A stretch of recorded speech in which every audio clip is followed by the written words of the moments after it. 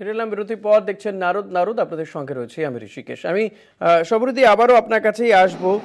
যে বিষয়টা শম্ভুনাথ বাবু বলে দল ছাড়লেন, তার বক্তব্য যে দুর্নীতির অভিযোগ তিনি করছেন, পাশাপাশি তিনি বলছেন যে একনায়কতন্ত্র শুভেন্দু অধিকারীর বিরুদ্ধে, এবং এই যে একতরফাভাবে হিন্দুত্ববাদিতা, এই যে হিন্দু হিন্দু করে যেটা আপনাদের এই মুহূর্তে সবচেয়ে বড় ইস্যু, মানে হিন্দুদেরকে জাগিয়ে তোলার চেষ্টা করছেন, তো আপনার দলের নেতারাই এর বিরুদ্ধাচরণ করে দল ত্যাগ করলেন।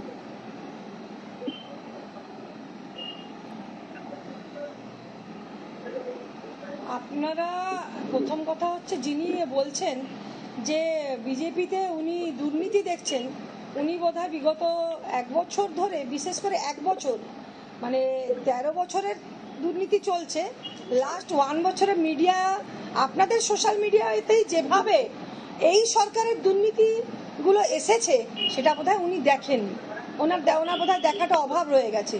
তাই উনি আজকে বলছেন যে বিজেপি দুর্নীতি করছে। তৃণমূল সরকার যেভাবে দুর্নীতি, বিজেপির প্রধানের লাগাম ছাড়া দুর্নীতি, তিনি বলছেন যে দুর্নীতির বিরুদ্ধে আমি সোচ্চার হয়েছিলাম। দুর্নীতি থেকে নিয়ে স্বাস্থ্য দুর্নীতি, কোনো দুর্নীতি উনি দেখেননি। উনি আজকে গেছেন, কি বলছেন, এই শম্ভুনাথ বাবু বলছেন বিজেপির প্রধানের লাগাম ছাড়া দুর্নীতি নিয়ে আমি সোচ্চার হয়েছিলাম বারবার। বিজেপিতে মানুষ আর থাকবে না, যেমন শুভেন্দু বিভিন্ন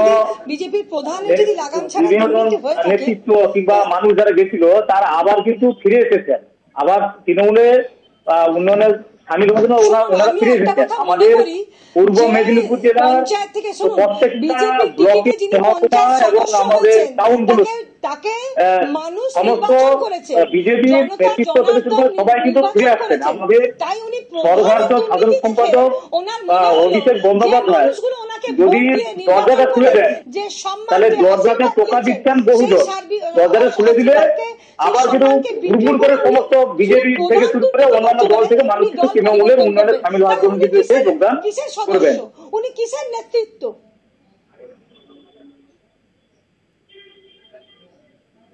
কিন্তু বিজেপির টিকিটে জিতে উনি পঞ্চায়েত সদস্য তো হয়েছেন, 5 বছর ধরে তিনি মানে 5 বার সদস্য নির্বাচিত হয়েছেন।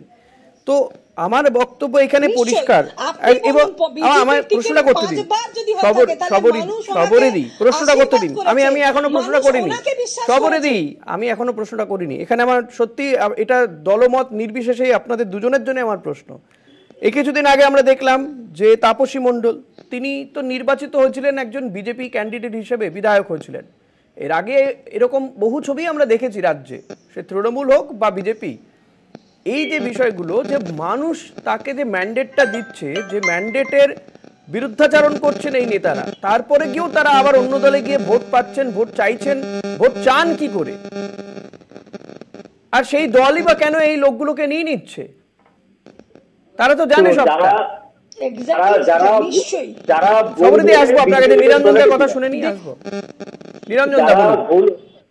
ভুল বুঝে বিজেপিতে চলে গেছিলেন, তারা কিন্তু কিছুদিন পর সেখানে কাজ করার পর দেখেছেন যে ওখানে কাজের পরিবেশ নেই এবং কোনো কাজই করা যাবে না।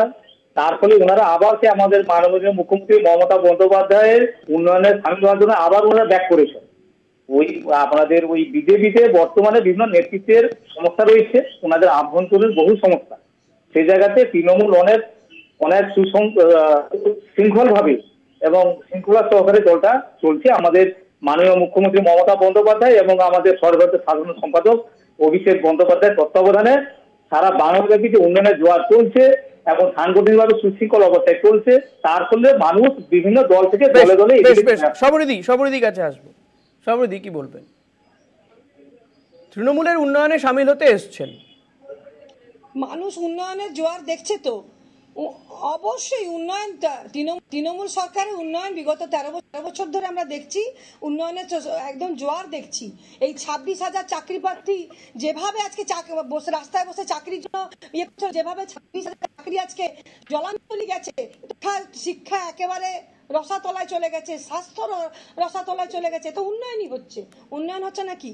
অ্যাকচুয়ালি তৃণমূলে যারা যায় তারা ব্যক্তি উন্নয়নে বিশ্বাসী অ্যাকচুয়ালি তৃণমূলটা ব্যক্তি উন্নয়নে বিশ্বাসী, তাই তৃণমূল দলটাতে যারা যায় বা যারা করে তারা ব্যক্তি উন্নয়নে বিশ্বাসী, তাই তারা নিজের উন্নয়ন করার জন্য যাচ্ছে।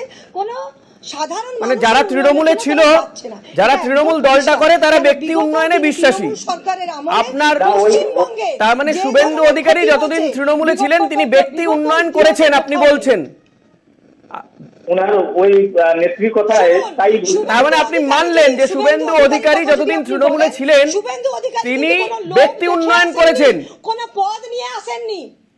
আপনি ভুল করছেন। না, আপনি বললেন যারা তৃণমূলে যায়, যারা তৃণমূলে থাকে তারা ব্যক্তি উন্নয়ন করে। আমি আপনার কথা অনুযায়ী একটা উত্তর বার করার চেষ্টা করলাম। ওনার কথা মোটেও ঠিক নয়, ওনার কথা মোটেও ঠিক নয়। তৃণমূল সরকারে একাধিক দপ্তরের মন্ত্রী ছিলেন শুভেন্দু অধিকারী। উনি কিন্তু পদের লোভে আসেননি, উনি মনে করেছেন একদম, এটাই তো বলছি, একাধিক দপ্তরের মন্ত্রিত্ব তখন ব্যক্তি উন্নয়ন হয়নি আপনি বলছেন। যদি মনে হতো যে ব্যক্তি উন্নয়ন হয়নি তখন আপনি বলছেন, তাহলে উনি থেকে যেতেন। আপনি তখন বিশ্বাসী নন। ওনার মনে হয়েছে যে এই শুভেন্দু বাবুর সঙ্গে যে সমস্ত নেতৃত্বরা সাধারণ জনগণ যারা গেছিলেন তারাও আস্তে আস্তে এই পথে আসছেন এবং আগামী দিনে 2026 সালের বিধানসভা নির্বাচনের আগে ওইদিকে সমস্ত নেতৃত্বরা টোকা মারছেন আমাদের তৃণমূলের দরজায়। আমাদের সর্বভারতীয় সাধারণ সম্পাদক অভিষেক বন্দ্যোপাধ্যায় দরজা খুলে দিলেই কিন্তু ওই বিজেপিতে পুরো ফাঁকা হয়ে যাবে, কেউ থাকবে না, সব এদিকে চলে আসবেন এবং একটা সুশৃঙ্খল দল তৃণমূল, আমাদের নেত্রী মমতা বন্দ্যোপাধ্যায়, আমাদের নেতা অভিষেক বন্দ্যোপাধ্যায় এবং ওনাদের 2026 সালে আমরা 230-এর বেশি আসন নিয়ে আবার সবরিদি এই 26-এর কথা, 26 তো আসছে, এই এখনই তো দলবদল শুরু হয়ে গেছে। আমরা তো দেখেছিলাম যে এর